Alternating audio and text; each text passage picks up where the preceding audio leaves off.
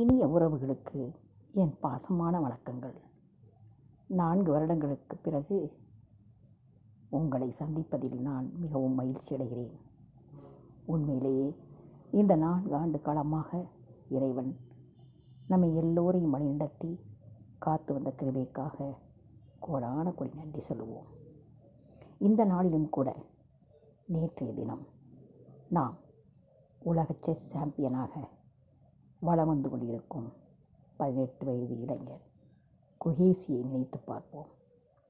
அவருடைய பெற்றோர் எவ்வளவு தியாகம் பண்ணியிருக்கின்றனர். அதை நினைத்து அந்த பையன் எவ்வளவு சந்தோஷமடைந்தான்.